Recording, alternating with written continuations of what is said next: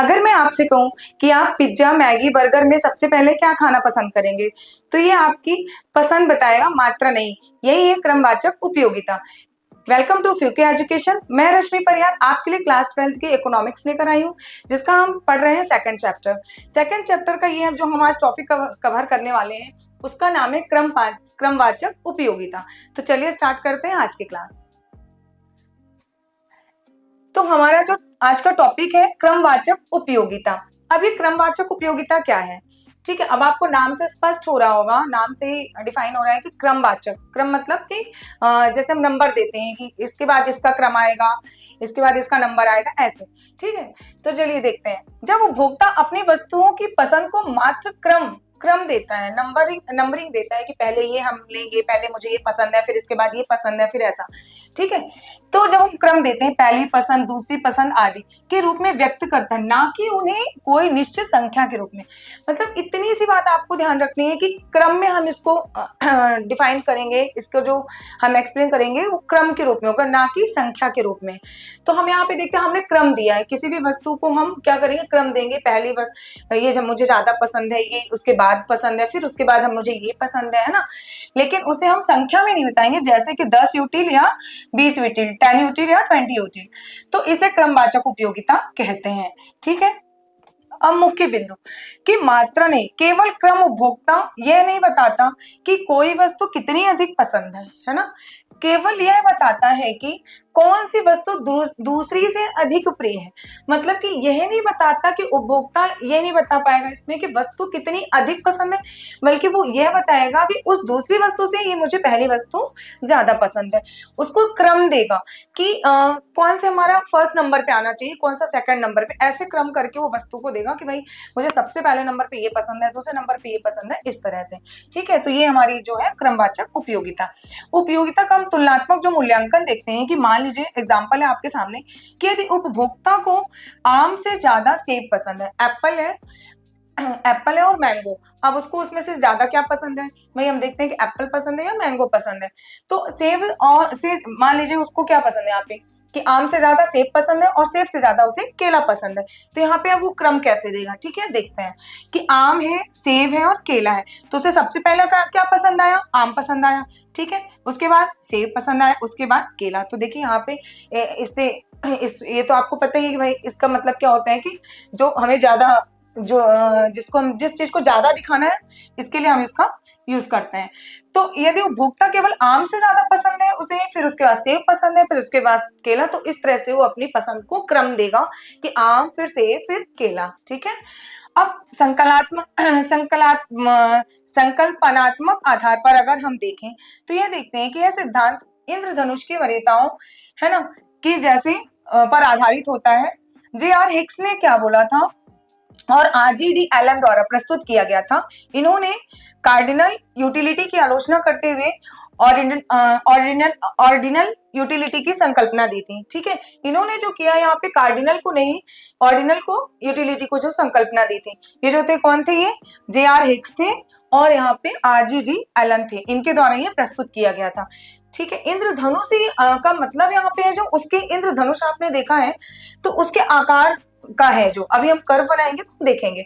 ठीक है, indifference curve analyse, तो यहाँ पे उन्होंने इसके आधार पर, जो अर्थशास्त्री थे, यहाँ पे उन्होंने इसके आधार पर इसको डिफाइन किया था। ठीक है, अब क्रमवाचक उपयोगिता के लाभ क्या है, यथार्थ में अधिक निकट है क्योंकि यह उपभोक्ता प्राय वस्तुओं को क्रम में पसंद करता है। अब इसका क्या लाभ है भाई, देखिए कोई भी उपभोक्ता हो, आप है, हम है, जो भी है, तो वो क्रम के अनुसार ही वस्तुओं को क्रम देते हैं, उसके अनुसार ही पसंद करते हैं कि भाई पहले हमको ये पसंद है, फिर हमको ये पसंद है, फिर हमको ये पसंद है। तो उनकी पसंद जो रहती है वो किस में रहती है, क्रम में रहती है। ठीक है, संख्यात्मक मापन की आवश्यकता नहीं होती इसमें। संख्या मतलब जो हम संख्याओं में व्यक्त करते हैं, जैसे हमने 10 यूटिल और 20 यूटिल की बात की थी, जिसको हम संख्या में व्यक्त करते हैं। व्यवहारिक और सरल विश्लेषण की अनुमति देता है। इसके लाभ जो है वो हम देख रहे हैं कि ये व्यवहारिक रूप से और सरल विश्लेषण की ये इजी भी रहता है, सरल भी रहता है और व्यवहारिक रूप से भी इसकी अनुमति देता है। सीमा उपयोगिता, मार्जिनल यूटिलिटी की अवधारणा की आवश्यकता इसमें नहीं होती है। सीमांत उपयोगिता की इसमें जो अवधारणा की आवश्यकता नहीं होती। उदाहरण के लिए मान लीजिए लीजिए एग्जाम्पल हम यहाँ पे देखते हैं कि यदि एक छात्र है ना, कोई स्टूडेंट है, उसको 3 विकल्प दिए जाए, एक छात्र है, स्टूडेंट्स हैं, उनको हम 3 विकल्प देते हैं। विकल्प तो आप जानते हैं भाई, आपके पास ऑब्जेक्टिव जो में जो क्वेश्चन आते हैं उसमें आपको भी विकल्प दिए जाते हैं ना, ऑब्जेक्टिव क्वेश्चन जो रहते हैं, तो उसमें आपके पास 4 ऑप्शन रहते हैं, उसमें से आपको एक सिलेक्ट करना रहता है। इसी प्रकार से जो उदाहरण बता रहा है कि यदि एक छात्र को 3 विकल्प दिए जाए, मोबाइल, लैपटॉप और घड़ी, ठीक है, उसके पास ये ऑप्शन है ना, 3 ऑप्शन आ गए भाई कि मोबाइल है, लैपटॉप है और घड़ी, और वह कहता है कि उसे सबसे पहले लैपटॉप, फिर घड़ी और अंत में मोबाइल पसंद है। अब उसके सामने ऑप्शन है जो ये 3, अब उसको ये क्रम कैसे देगा, वो इस क्रम में बताएगा कि उसे सबसे पहले क्या पसंद है, लैपटॉप, फिर उसके बाद घड़ी और फिर अंत में उसको मोबाइल। तो उसने पहला क्रम पहले किसको रखा, लैपटॉप को रखो, सेकंड में घड़ी को और थर्ड में मोबाइल को। तो यह क्या हो गया, क्रमवाचक उपयोगिता। ये क्या हो गई, क्रमवाचक उपयोगिता। तो इतना तो क्लियर होगा। अब हम देखते हैं कि क्रमवाचक उपयोगिता जो है, क्रमवाचक उपयोगिता की मान्यताएं क्या है। क्रमवाचक उपयोगिता की जो मान्यताएं हैं वो हम यहाँ पे देखते हैं कि मार्जिनल यूटिलिटी, यह जो एक महत्वपूर्ण आर्थिक सिद्धांत है, इसे समझने के लिए हम निम्नलिखित मान्यताओं को देखते हैं। जैसे संतृप्ति की स्थिति, जैसा जैसा किसी वस्तु की खपत बढ़ती है, मतलब जैसे जैसे हम किसी वस्तु को खपत यूज करते हैं, उसकी क्या खपत होती जाती है, वैसे उसकी उसकी क्रमवाचक उपयोगिता घटती जाती है। इसे सतत सतत जो निरंतर चलती रहती है, सतत घटती हुई सीमांत उपयोगिता, law of diminishing marginal utility कहा जाता है ना। क्योंकि ये कैसे होती है, जैसे जैसे हम उसकी किसी वस्तु को भाई हम यूज करेंगे तो उसकी क्या होगी, कमी होती जाएगी भाई, खपत होती जाएगी, वैसे उसकी क्रम उपयोगिता घटती जाती है और इसे सतत घटती, जो कंटिन्यू चलती है, सतत घटती हुई सीमांत उपयोगिता का कहते हैं। सामान्य उपयोगिता के मानक, यदि वस्तु किसी वस्तु की खपत जारी रहती है, मतलब वस्तु कंटिन्यू हम यूज करते रहते हैं, उसकी खपत होती रहती है, वो यूज होती रहती है ना, तो उसके हर अतिरिक्त यूनिट की उपयोगिता घटने लगती है। भाई हम किसी वस्तु का उपयोग कर रहे हैं तो वो वस्तु कम होती जाएगी, तो वो खत्म होती जाएगी, उसकी खपत बढ़ती जाएगी, तो उसे अतिरिक्त जो एक्स्ट्रा यूनिट की उपयोगिता है वो कैसी होती है, घटने लगती है। और इस प्रकार इस कारण से हर अतिरिक्त खपत कम महत्वपूर्ण होती जाती है और धीरे धीरे वो घटने लगती है और उसकी जो महत्व है उसका वो कम होने लगता है। ठीक है, विभिन्न वस्तुओं का तुलनात्मक उपयोगिता। अब विभिन्न वस्तुओं का तुलनात्मक हम कंपेयर कैसे करते हैं कि विभिन्न वस्तुओं की सीमांत उपयोगिता का मूल्यांकन करने से यह निर्णय लिया जाता है कि कौन सी वस्तु अधिक उपयोगी है। तुलना कैसे करते हैं, तुलना भाई मान लीजिए हमने 2 वस्तुएं ले ली और उसको हम तुलना कर रहे हैं, उसको कंपेयर कर रहे हैं आपस में कि कौन सी वस्तु ज्यादा उपयोगी है। ठीक है, तो यहाँ तुलनात्मक से आशय यही है कि विभिन्न वस्तुओं का तुलनात्मक उपयोगिता की कौन सी वस्तु ज्यादा उपयोगी है, ये निर्णय लेना है। अब क्रमवाचक उपयोगिता की संतृप्ति जो है, ठीक है, अब क्रमवाचक उपयोगिता की सिद्धांत यह बताता है कि किसी वस्तु की खपत बढ़ने से उस वस्तु के प्रत्येक अतिरिक्त यूनिट की उपयोगिता क्या होती, घटती जाती है। अगर किसी वस्तु की भाई खपत हो रही है, उसका यूज हो रहा है, तो उसकी जो अतिरिक्त यूनिट क्या है, उसकी उपयोगिता घटती जाती है। इसे एक चार्ट के रूप से हम निम्नलिखित तरीके से आगे देखेंगे। तो जो उसकी संतृप्ति कैसे मिलती है उसको, उसमें संतृप्ति मतलब उस संतुष्ट कैसे होता है, क्रमवाचक उपयोगिता का सिद्धांत यह हमें बता रहा है। क्रमवाचक उपयोगिता का सिद्धांत हमें बता रहा है कि वस्तु की खपत बढ़ाने से उस वस्तु की जो प्रत्येक अतिरिक्त इकाई होती है, यूनिट होती है, वो उपयोगिता उसकी घटने लगती है। अब इसको हम चार्ट के रूप में देखते हैं आगे कि मान लीजिए खपत की मात्रा, यहाँ पे हमने देखा कुल उपयोगिता, यहाँ पे है सीमांत उपयोगिता।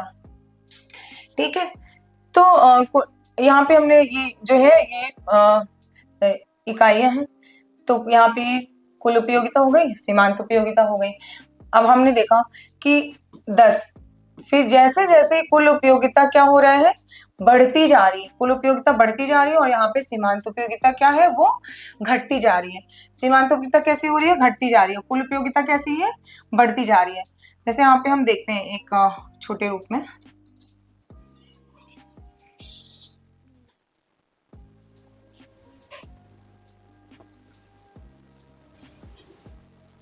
ठीक है, तो यहाँ पे अगर इसका जो आकार बनेगा कुल उपयोगिता का, ये तो ऐसा जाएगा भाई, ये क्या है, तो बढ़ रहा है। और इसके बाद यहाँ पे जो सीमांत उपयोगिता वो कैसे होती जाएगी, घटती जाती है ना। सीमांत उपयोगिता घट के कहाँ होगी, नकारात्मक पे पहुंच जाती है। नकारात्मक पे कैसे पहुंचती है ये हम देखते हैं कि जैसे 10 है, अब यहाँ पे देखिए आपकी जैसे 10, 18, 24, 28 कंटिन्यू ये बढ़ता जा रहा है। ये एक जगह ऐसा आता है जब यहाँ पे स्थिर हो जाता है और यहाँ पे शून्य हो जाती है। ये जो सीमांत उपयोगिता वो कैसी हो जाती है, शून्य हो जाती है। ठीक है। और अगर इसके बाद भी उपभोग जारी रहता है तो वो ऋणात्मक में पहुंच जाती है, निगेटिव हो जाता है, जो कि यहाँ बताया जा रहा है ना, यहाँ पे बताया जा रहा है निगेटिव होती जाती है। ये MU है और ये TU है, ठीक है। 1 2 3 4 5 1 2 3 4 5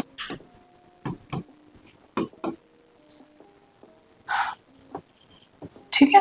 ये x अक्ष में y अक्ष पे हो गया, ठीक है। अब हमने देखा 1 2 3 4 5 6 7 तक है ये, है ना। 6 7 भी ले लेते हैं, थोड़ा इसको अगर आप आगे बढ़ाएंगे तो ये 6 7 पे आ जाएगा। 5 तक भी ले लें तो कोई नहीं है, ठीक है। तो हमने देखा यहाँ पे कि अभी हम यहाँ पे देखेंगे कि ये कुल उपयोगिता जो है वो कुल उपयोगिता कैसे हो गई, 10 18 28 फिर 30, अभी और आगे तक जाएगा।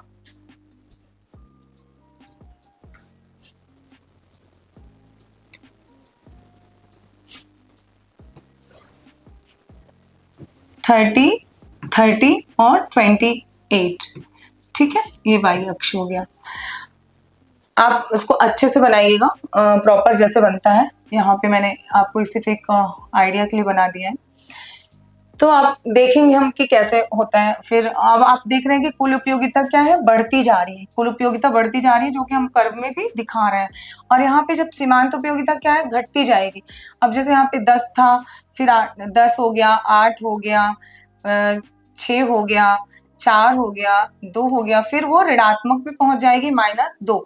तो -2 यहाँ पे ऋणात्मक जो है वो यहाँ पे आ जाता है, जब ये यहाँ पे 0।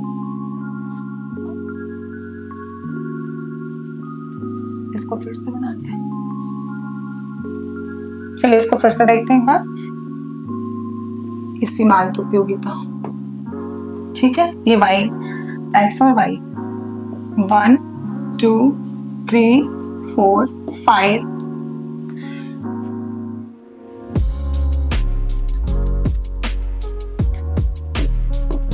5 6 और 7, है ना। अभी हम देखते हैं यहाँ पे कि जो हमारी सीमांत उपयोगिता वो कैसे घट रही है। जैसे कुल उपयोगिता बढ़ती हुई जा रही है तो सीमांत उपयोगिता कैसे घटती जा रही है। जैसे ऐसे कुल उपयोगिता बढ़ती है, सीमांत उपयोगिता क्या है, घटती जाती है, और एक जगह पे आकर स्थिर हो जाती है, वहां पे वो ना ही घटती ना ही बढ़ती। देखिए 30 है तो यहाँ पे कुल उपयोगिता 30, और यहाँ पे ये जो सीमांत उपयोगिता है वो कैसे हो गई, 0 हो गई। और इसके बाद भी अगर कंटिन्यू उपभोग किया जा रहा है उस चीज का, तो वो फिर ऋणात्मक में पहुंच जाएगी, जैसा कि -2, ठीक है। तो यहाँ पे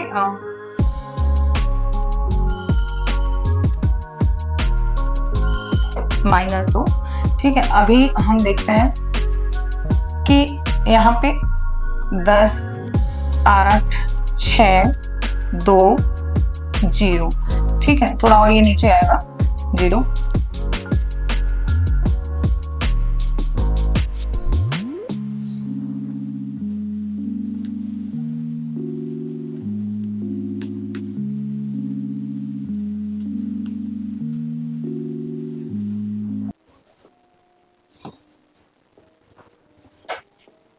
और 0, और फिर ये -2, ठीक है। तो हमने देखा कि जैसे जैसे उसका वो कंटिन्यू हो रहा है तो फिर वो माइनस में चला जाएगा यहाँ पे, ये, ठीक है। अब ये क्या है, आपका MU है, MU, ठीक है। अब हमने देखा TU तो बढ़ रहा है और MU क्या हो रहा है, घटता हो जा रहा है, और फिर ऋणात्मक में आ जाता है, निगेटिव हो जाता है, ठीक है। अब यहाँ पे जैसे जैसे खपत की मात्रा बढ़ती जाती है, कुल उपयोगिता टोटल यूटिलिटी जो है वो तो बढ़ती है, लेकिन उसकी अतिरिक्त इकाई मार्जिनल यूटिलिटी का योगदान घटता जा रहा है ना। यहाँ पे देखा आपने कि टोटल यूटिलिटी तो बढ़ रही है और जो मार्जिनल यूटिलिटी वो कैसे हो रहा है, वो घटता जा रहा है। और एक समय ऐसा आता है जब सीमांत उपयोगिता 0 हो जाती है। आपने अभी देखा प्रीवियस में जाके, चलिए हम देखते हैं कि कैसा हो जाता है, 0। यहाँ पे हमने देखा था कि 0 हो जाता है, ठीक है। ये 0 पे है, यहाँ पे कुछ नहीं होता, और ये जो सीमांत उपयोगिता है वो भी स्थिर हो जाती है, वो भी ना बढ़ती है और ना घटती है, ठीक है।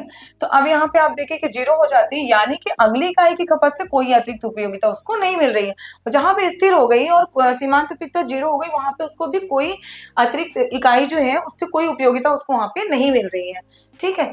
इसके बाद यदि खपत बढ़ाई जाती है, अगर मान लीजिए इसके बाद भी जहां पे स्थिर हो जाता है कुल उपयोगिता और सीमांत उपयोगिता 0 पे हो जाती है, उसके बाद भी अगर मैंने अभी बताया था कि कंटिन्यू अगर रहेगा, खपत बढ़ती जाएगी तो कुल उपयोगिता घटने लगती है, फिर क्या होगा, कुल उपयोगिता घटने लगेगी और सीमांत उपयोगिता नकारात्मक हो जाएगी। अभी हम फिर से देखते हैं इसको चार्ट को कि यहाँ पे कुल उपयोगिता देखिए 30 से 28 पे चली गई है ना। 30 पहले तो बढ़ रही थी कंटिन्यू, फिर वो स्थिर हो गई और फिर उसके बाद वो कम होती जा रही है। लेकिन जो सीमांत उपयोगिता है वो कैसे चली गई, पहले तो घटती जा रही है, उसके बाद वो 0 पे आ गई, वहां पे स्टॉप हो गया। उसके बाद जब कंटिन्यू है, खपत बढ़ाई जा रही है, यूज उसका कंटिन्यू है, तो वो फिर ऋणात्मक में चल जाती है, माइनस में चल जाती है, ठीक है, निगेटिव में। अब आप यहाँ पे देख रहे हैं कि नकारात्मक हो जाती है ना, निगेटिव हो जाती है। यह सतत घटती सीमांत उपयोगिता का सिद्धांत है। इसको क्या बोलते हैं, सतत घटती हुई सीमांत उपयोगिता का सिद्धांत है। आप प्रॉपर चार्ट बनाएंगे और उसका कर्व भी बनाएंगे दोनों टीयू, और ये बहुत इंपॉर्टेंट है, ये भी एग्जाम्स में जरूर पूछता है, इससे क्वेश्चन तो बनता ही है। तो कर्व बनाना बहुत जरूरी है क्योंकि उसमें नंबरिंग अच्छी मिलती है। तो अगर आप उसका व्याख्या करेंगे, उसको एक्सप्लेन करें और उसके साथ उसको चार्ट बनाएं और उसको कर्व में दिखाएं अच्छे से, ठीक है। तो ये इसको क्या कहा जाता है, यह सतत घटती मतलब कि कंटिन्यू घटती हुई जो सीमांत उपयोगिता का सिद्धांत है उसको कहा जाता है law of diminishing marginal utility, ठीक है। तो ये हिंदी में और ये इसको इंग्लिश में ये बोलेंगे, जो बताता है कि किसी वस्तु का अतिरिक्त लाभ उस वस्तु की खपत बढ़ने के साथ घटता जाता है। मतलब कि जब हम अतिरिक्त उसका यूज करते जाते हैं तो उसकी जो खपत बढ़ने के साथ वो घटता जाता है, जब उसकी खपत बढ़ती जा रही है और वो घटता जा रहा है। अब इस प्रकार हम देखेंगे कि क्रमवाचक जो है, क्रमवाचक उपयोगिता, क्रमवाचक उपयोगिता और संतृप्ति है ना, जो उससे संतृप्ति मिल रही है, दोनों अर्थशास्त्र के महत्वपूर्ण सिद्धांत है जो खपत, संतुष्टि और उपयोगिता के बीच के रिश्ते को समझाते हैं। अब ये क्या समझाते हैं कि कितनी खपत हो रही है, कितनी उसको संतृप्ति मिल रही है, कितना वो तृप्त हो रहा है, संतुष्ट हो रहा है, दोनों अर्थशास्त्र के महत्वपूर्ण सिद्धांत है, संतृप्ति भी और उपयोगिता जो क्रमवाचक है। और यह सिद्धांत हमें जो खपत की कितनी वस्तु की खपत हो रही है और संतुष्टि कितनी प्राप्त हो रही है और उसकी उपयोगिता कितनी है, उनके बीच के संबंध को, उनके बीच क्या रिश्ता है, इसको ये बताता है कि खपत, संतुष्टि और उपयोगिता, इनके रिश्ते क्या है आपस में, इसको ये डिफाइन करता है, ठीक है। एग्जाम में अगर आए ऑर्डिनल यूटिलिटी तो याद रखना है कि ये है रैंकिंग का खेल, ना कोई नंबर ना कोई यूनिट, बस कौन सी चीज कितनी ज्यादा पसंद है ये मैटर करता है। तो आज की ये क्लास आपको कैसी लगी, आज का ये वीडियो कैसा लगा आपको, अगर वीडियो अच्छा लगा हो तो वीडियो को लाइक, शेयर एंड सब्सक्राइब करना ना भूलें और बने रहिए फ्यूके एजुकेशन के साथ। Thank you.